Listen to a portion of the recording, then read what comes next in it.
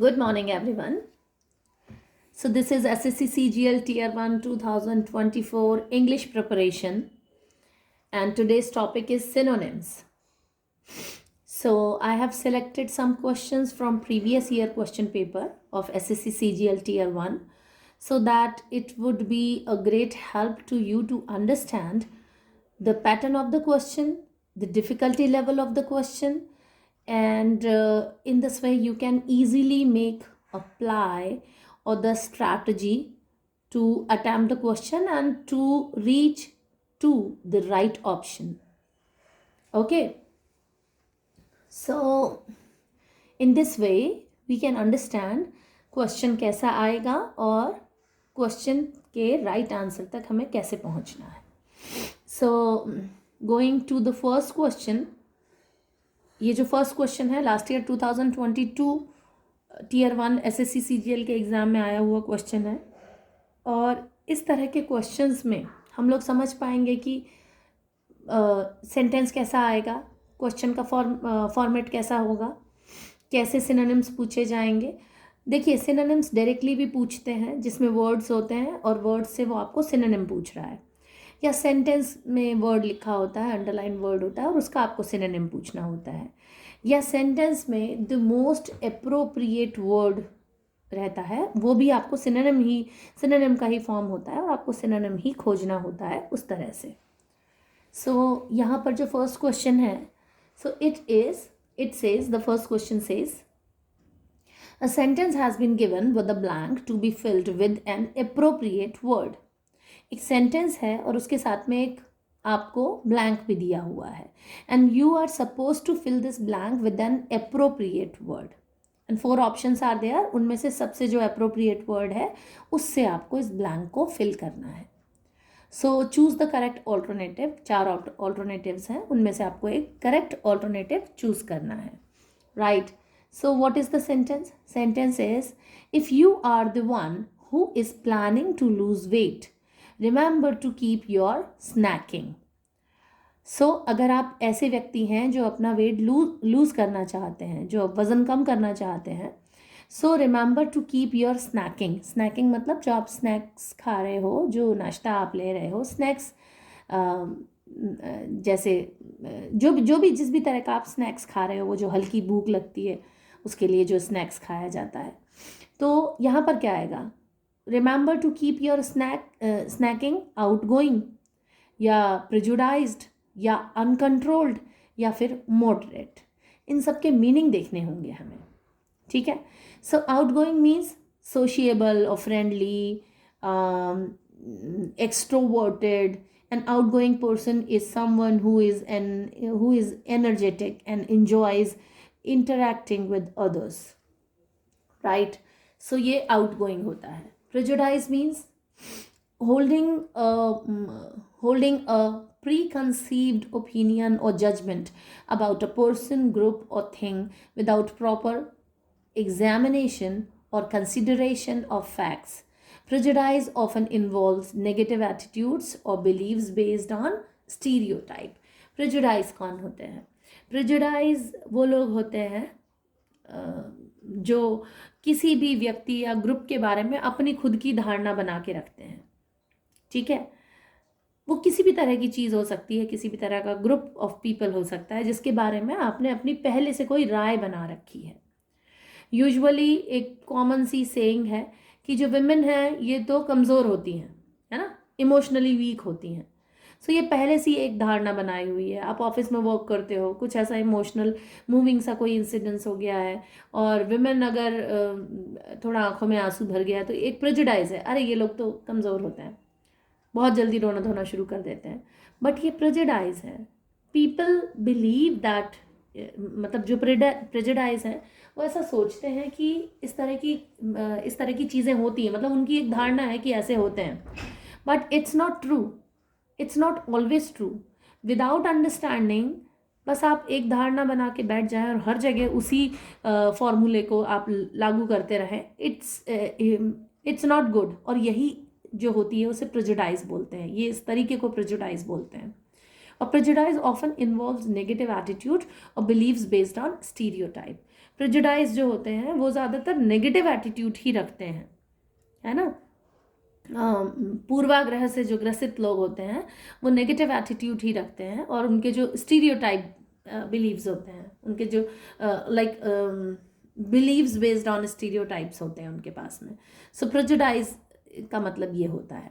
Third one is uncontrolled, lacking restraint or discipline, or not being governed or managed, or something uncontrolled can be wild or chaotic or not regulated. Uncontrolled मतलब जिसके ऊपर कोई भी control नहीं हो, कोई restaurant नहीं हो उस पर, डिसिप्लिन नहीं हो, कोई गवर्न नहीं कर रहा हो, उसे मैनेज नहीं कर रहा हो, right. It can be wild और केओटिक और नॉट रेगुलेटेड, सो उसे अनकंट्रोल बोला जाता है। Moderate means having a reasonable और बैलेंस्ड डिग्री ऑफ क्वालिटी और एट्रीब्यूट। मॉडरेट मतलब जैसे उसका जो आज का टेम्परेचर बहुत मॉडरेट है, ना तो बहुत ही ज़्यादा सर्दी है ना बहुत ही ज़्यादा गर्मी है। जैसे सी शोर के पास में रहने वाले जो जगहें होती हैं, जो प्लेसेस होते हैं, वहाँ पर टेम्परेचर मॉडरेट होता है। तो मॉडरेट मतलब ना तो बहुत ज़्यादा गर्मी है ना बहुत ही ज़्यादा सर्दी है। तो मॉडरेट मतलब एक बैलेंस डिग्री ऑफ क्वालिटी होता है, right. And moderate can refer to being within average limits and avoiding extremes or exercising restraint in behavior or opinion। जैसे उसका बहुत moderate सा behavior है। moderate behavior है मतलब बहुत जल्दी गुस्सा नहीं करना है, और बहुत जल्दी ऐसा नहीं है कि बिल्कुल आप बूट लिकर सी बन जाए, एकदम चापलूसी ही करने लग जाए। तो moderate सा नेचर है, राइट। moderate मतलब बैलेंस्ड जो चीज़ें होती हैं उसके लिए moderate वर्ड आता है। अब सेंटेंस क्या है? Sentence says, if you are one who is planning to lose weight, अगर आप ऐसे व्यक्ति हैं जो अपना वेट लूज करने की प्लानिंग कर रहे हैं, तो remember to keep your snacking moderate. आप याद रखिए कि आपकी जो स्नैकिंग होगी वो कैसी होगी? वो मॉडरेट होगी, मतलब बैलेंस्ड होगी। अनकंट्रोल थोड़ी होगी कि खाए जा रहे हो बस, या कुछ भी नहीं खा रहे हो, अनकंट्रोल नहीं। प्रेजुडाइज, पहले से आप किसी पूर्वाग्रह से ग्रसित थोड़ी हो कि भाई ये सब्जियां खा लेनी चाहिए। प्रेजुडाइज नहीं होनी चाहिए आपकी स्नैकिंग। आउटगोइंग मतलब बहुत ज़्यादा एक्सट्रोवर्टेड नहीं होनी चाहिए आपकी जो स्नैकिंग है। तो सही ऑप्शन क्या आएगा? मोस्ट अप्रोप्रिएट ऑप्शन आएगा मॉडरेट। आपकी स्नैकिंग कैसी होनी चाहिए? मॉडरेट होनी चाहिए, right. Second question. So second question says, select the most appropriate option to fill in the blank. Again एक ब्लैंक है और उसमें हमें मोस्ट अप्रोप्रिएट ऑप्शन भरना है। So what is the blank? The planets are dash around the sun.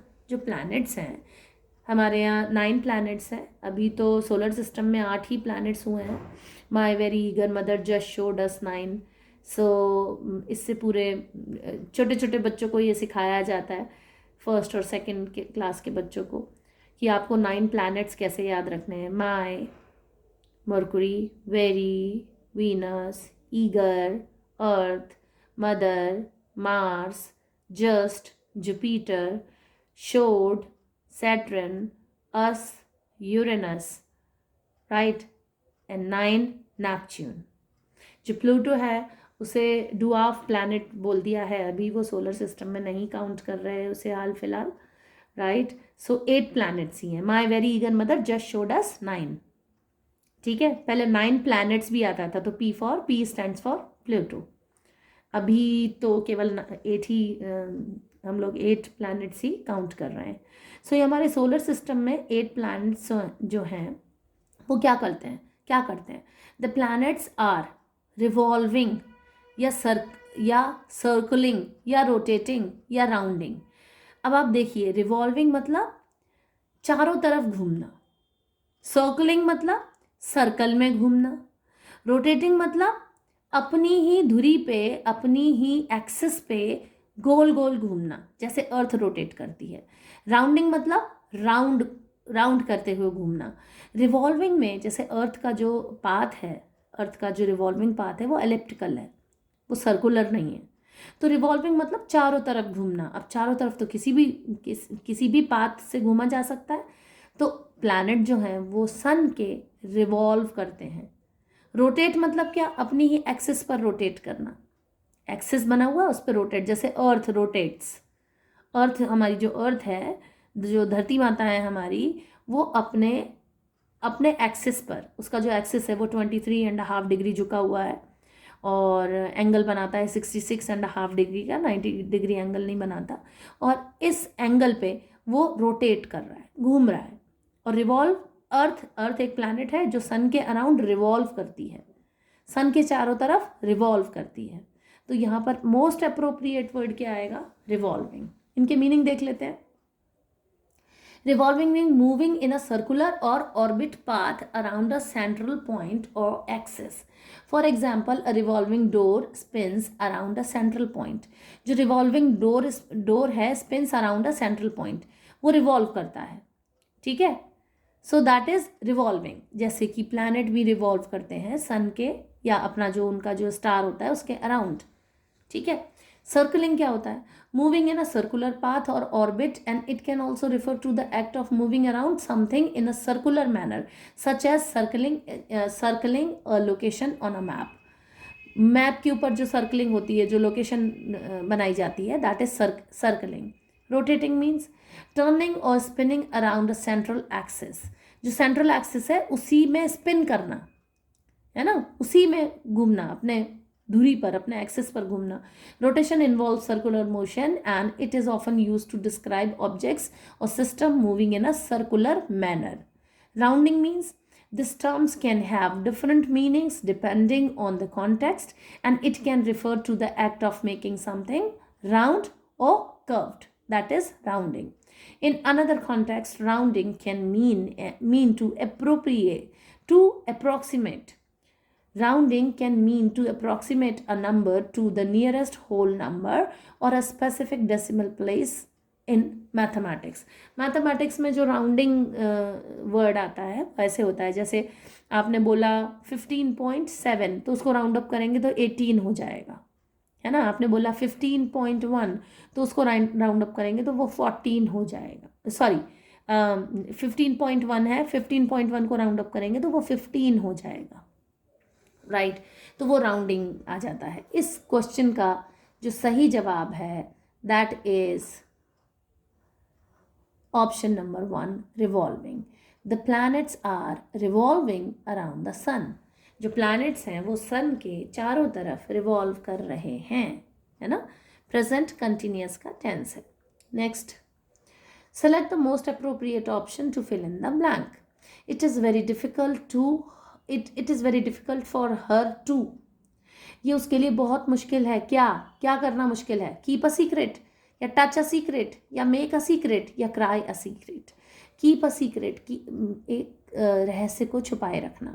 Touch a secret, ये तो कोई फ्रेज ही नहीं हुई, सीक्रेट को टच करना, this is not like that, ठीक है, ये कुछ ऐसा फ्रेज नहीं बन रहा। मेक अ सीक्रेट, एक सीक्रेट बनाना, no. Cry a secret, secret का क्राई करना, no. Keep a secret, right, इसका राइट ऑप्शन क्या होगा, keep a secret, you should keep this secret. तो सीक्रेट को कीप किया जाता है, ये तो फ्रेज है। जितने भी जो एसएससी सीजीएल वाले बच्चे हैं दे मस्ट नो कि इस तरह की फ्रेज आपको समझ में रखना, मतलब आपको थोड़ा समझना पड़ेगा। अगर आप पैराग्राफ्स पढ़ते हैं, आप कॉम्प्रहेंशन पढ़ते हैं तो आपको समझ में आएगा। In my previous lecture I have told you, like एक सेंटेंस था उसमें the fate has in store, so fate has in store, we cannot say what fate has in store। तो फेट के पास में क्या है, ये एक फ्रेज है। इस तरह की कई सारी फ्रेजेस होती हैं, जैसे कीप अ सीक्रेट, ये भी एक फ्रेज है। तो आपको याद रखना पड़ेगा इन चीज़ों को, ठीक है। वैसे तो मीनिंग से भी समझ में आ रहा है, सीक्रेट को रखना, रहस्य को छुपा के रखना, ठीक है। तो it is very difficult for her to keep a secret, right. Like among the phrases you provided, keep a secret is the standard and commonly used expression with a clear meaning, right? Keep a secret to refrain from disclosing or sharing information that is meant to be kept confidential, and it implies the ability to maintain a confidentiality and not reveal private or sensitive information to others. The other phrase, touch a secret or make a secret or cry a secret do not have a standard meaning in English. They may be unconventional or creative expression, but they are not commonly used phrases to convey the idea of maintaining confidentiality. Right so उस चीज़ को confidential बनाने के लिए जो word आएगा वो आएगा keep a secret. Okay, so next question, select the most appropriate option to fill in the blank. आपको most appropriate option select करना है एक blank को fill करने के लिए. right, so sentence क्या है आपका? The doctor directed the nurse to administer an dash medicine to the patient. Doctor ने डायरेक्ट किया, नर्स को डायरेक्ट किया, नर्स को एक डायरेक्शन दिया, ठीक है, एक बात बताई कि आपको ऐसा करना है, ऐसा डायरेक्शन दिया. To administer an dash medicine, कैसी मेडिसिन टू द पेशेंट, कैसी मेडिसिन देने के लिए बोला? Official medicine. ऑफिशियल मेडिसिन मतलब क्या? ऑफिशियल के साथ में मेडिसिन के साथ में ऑफिशियल बिल्कुल इनएप्रोप्रिएट वर्ड है, ठीक है, एलिमिनेट कर दीजिए. एमिनेंट, एमिनेंट मेडिसिन देने के लिए बोला, लाइक एमिनेंट मीन्स एमिनेंट का डिस्टिंग्विश्ड या आउटस्टैंडिंग और noteworthy, specially in a particular field, ये एमिनेंट होते हैं, है ना. An eminent person is often recognise for their excellence और एक्सपर्टीज. तो मेडिसिन कैसी थी? एमिनेंट थी, बहुत नोट वर्दी काइंड ऑफ मेडिसिन थी. इसका क्या मतलब? बहुत पॉपुलर मेडिसिन थी. तो डॉक्टर पॉपुलर मेडिसिन देने के लिए थोड़ी बोलेगा, या आउटस्टैंडिंग मेडिसिन देने के लिए थोड़ी बोलेगा. वो तो वो मेडिसिन देने बोलेगा जिसकी कि पेशेंट को ज़रूरत है. तो एमिनेंट को एलिमिनेट कर दीजिए.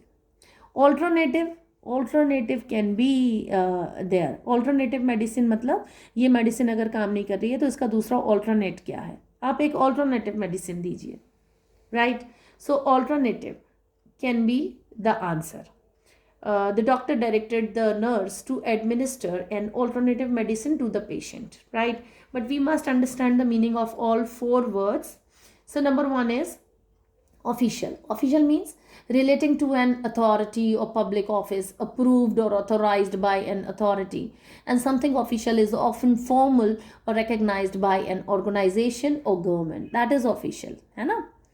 ऑफिशियल, ऑफिशियल मेडिसिन तो नहीं हो सकती बिल्कुल भी. एमिनेंट, एमिनेंट मीन्स distinguished या outstanding or noteworthy or especially in a particular field. An eminent person is often recognized for their excellence or expertise. So eminent medicine भी नहीं हो सकती. Number 3 is alternative.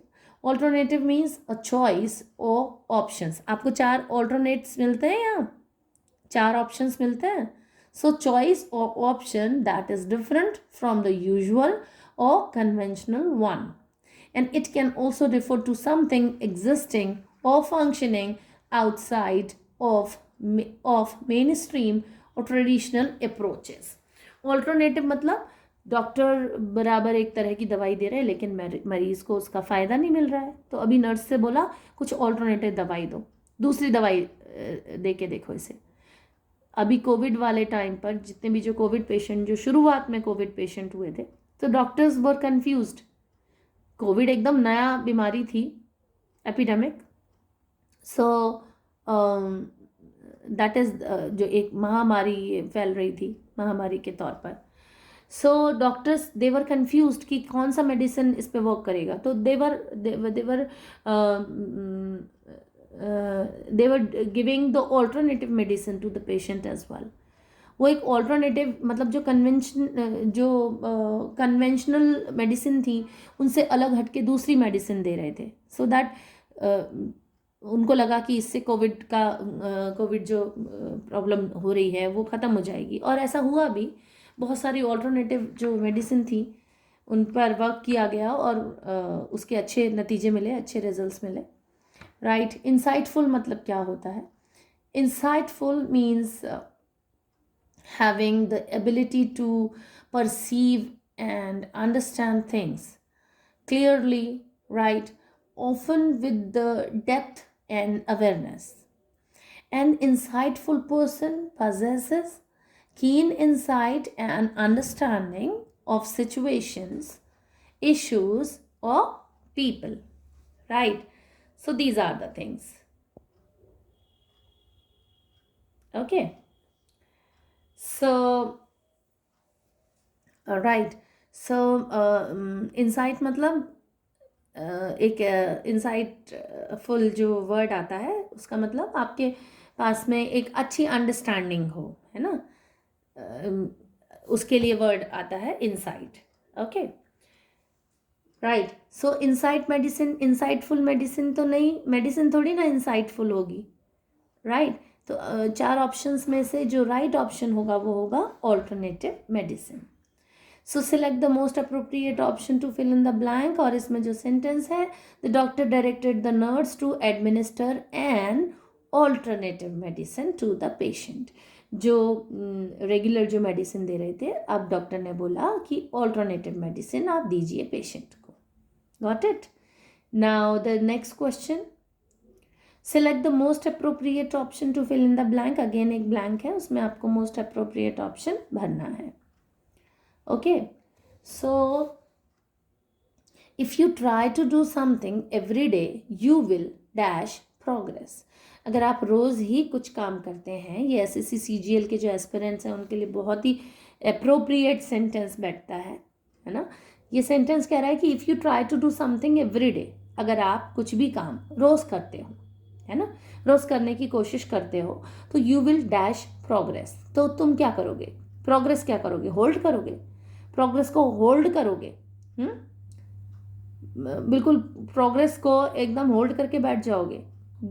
Gate usually किसी चीज़ को प्राप्त करने के सेंस में आता है गेट. तो आप प्रोग्रेस प्राप्त करोगे. You will get progress. Progress के साथ में get. Look all the aspirants, आप कॉम्प्रहेंशन की प्रैक्टिस कीजिए, रीडिंग करिए, क्योंकि ये जैसे गेट प्रोग्रेस है. सो इसमें बहुत ज़्यादा ग्रामर लगाने की ज़रूरत नहीं है कि गेट के साथ में प्रोग्रेस आएगा. If you will learn like this कि ग्रामर कौन सा बैठता है और इतने सारे वोकेबुलरी, इतने सारे वर्ड्स आप लर्न करने की कोशिश करोगे, that want work.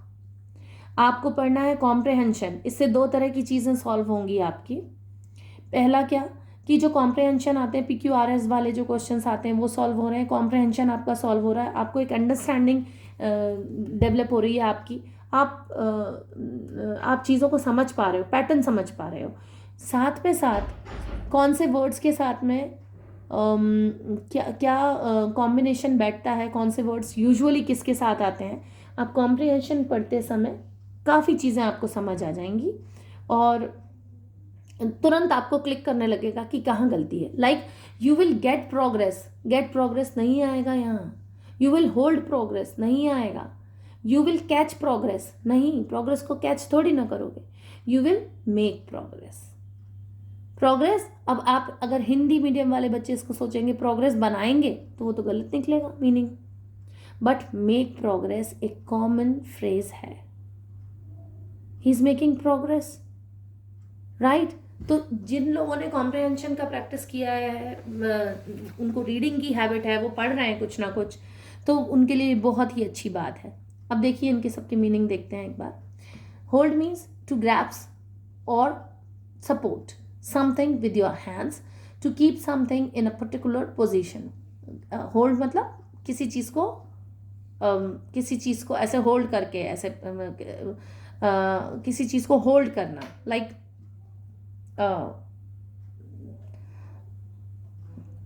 Hold the book, किसी भी चीज़ को पकड़ के रखना, दैट इज होल्ड. ठीक है. गेट मीन्स टू एक्वायर और ऑब्टेन, किसी चीज़ को प्राप्त कर लेना. समथिंग, है ना, टू एक्वायर और obtain something. To come into possession और रिसीव, किसी चीज़ का पोजेशन मिल जाना, कोई चीज़ रिसीव कर लेना. ठीक है. सक्सेस का ऐसे पोजेशन नहीं, गेट नहीं आएगा वहाँ पे. मेक मीन्स टू क्रिएट और प्रोड्यूस समथिंग. मेक मतलब टू क्रिएट, तो सक्सेस क्रिएट करते हैं. to bring into existence, right? Catch means to capture or seize something, often in motion, to intercept or grab hold of something. Additionally, catch can mean to grasp the meaning or significance of something. Catch means grab करना, है ना, right? तो that is catch. यहाँ पर make progress आएगा. Okay, next question. Select the most appropriate meaning of the underlined idiom that can be substituted in the following sentence. ठीक है. So most appropriate meaning of the underlined idiom. Underlined idiom जो है वो है in cold blood. This is the underlined idiom, right? ये sentence है. He was murdered in cold blood. He was murdered in cold blood. उसका murder हो गया, किसी व्यक्ति का यहाँ मर्डर हो गया है इन कोल्ड ब्लड. तो कोल्ड ब्लड मतलब क्या होता है? इन कोल्ड वेदर, सर्दी के मौसम में उसका मर्डर हो गया. No. Deliberately he was murdered in cold blood means that the murder was carried out intentionally and without emotion or mercy. Cold blood मतलब एकदम बहुत ही निर्दयता से मर्डर कर देना. कोल्ड ब्लड होना मतलब निर्दयी हो जाना, एकदम निर्दयता से, बिल्कुल मर्सीलेसली, राइट? और इंटेंशनली कोई काम करना, कोई गलत काम करना. तो दैट मर्डर की बात हो रही है. तो cold blooded. When blood was cold, जब उसका ब्लड कोल्ड था तब उसका मर्डर हो गया, बिल्कुल गलत है. और रिग्रेटफुली मतलब रिग्रेट करना मतलब दुखी होना कि ऐसा काम क्यों किया उसने. Regretfully is an adverb that means with the feeling of regret or sorrow. When someone does something regretfully, it implies that they feel sorry or remorseful about the action or situation. Remorseful मतलब बहुत दुखी हो जाना, sorrow feel करना. So regretfully भी नहीं आएगा यहाँ पर. मर्डर कैसा हुआ? in cold blood मतलब deliberately, बहुत ज़्यादा निर्दयता से और जानबूझ के किया गया मर्डर था वो, राइट? सो यहाँ पर राइट ऑप्शन जो आएगा वो आएगा deliberately. He was murdered deliberately. In cold blood को हम क्या सब्स्टिट्यूशन दे सकते हैं यहाँ पे? He was murdered deliberately. He was murder in cold weather नहीं, रॉन्ग आंसर है. He was murdered when blood was cold, wrong answer है. He was murdered regretfully, wrong answer है. He was murdered deliberately. So ये जो questions हैं that I have selected from 2022 वाला जो SSC CGL Tier 1 का paper है वहाँ से, और इसमें most appropriate meaning आपको fill करना था. इसी तरह के questions आएंगे आपके. ये वाले questions की जो weightage होती है 3 से 4 questions तक की होती है, और जो डिफ़िकल्टी लेवल है वो कुछ इसी तरह का आता है. अगर आपने ध्यान से देखा है तो आपको समझ में आ जाएगा कि क्वेश्चंस का ये क्वेश्चन किस पैटर्न का है. आपको बस उसको ध्यान से पढ़ना है. कुछ वर्ड्स ज़रूर Tier 1 में भी जो लेवल होता है उसमें वर्ड्स इधर उधर कन्फ्यूज़न पैदा करने के लिए किए जाते हैं. तो अगर आपने उसको 1 बार 2 बार सेंटेंस को पढ़ लिया है तो it would be very easy to understand the meaning of that particular sentence. आप समझ पाओगे और राइट ऑप्शन तक पहुंच पाओगे. सो आज के लेक्चर में हम लोग इतने ही क्वेश्चंस हम लोग डिस्कस करेंगे. आप चैनल को ज़रूर सब्सक्राइब कर लीजिए, वीडियो को लाइक कीजिए, शेयर कीजिए, और टेलीग्राम चैनल से जुड़ जाइए, बिकॉज़ टेलीग्राम चैनल में ये जितने भी वीडियोज़ हैं इनका पूरा एक्सप्लेनेशन आपको ऐसे PDF फॉर्म में मिल जाएगा, राइट? और अच्छी सी तैयारी करते रहिए. CGL जो भी एस्पिरेंट्स हैं बिल्कुल डिलिबरेटली ध्यान से एकदम विजिलेंट होकर तैयारी कर रहे हैं, वो इस बात का ध्यान रखें कि आप सिलेक्शन लेने के लिए तैयारी कर रहे हैं. So you should be very vigilant. You should be regular towards your studies, right? अच्छी सी तैयारी करिए, पूरे मन लगा के, पूरे उत्साह से, सेल्फ मोटिवेशन के साथ में तैयारी कीजिए और 100% आपका सिलेक्शन हो जाएगा, right? So keep learning. Thank you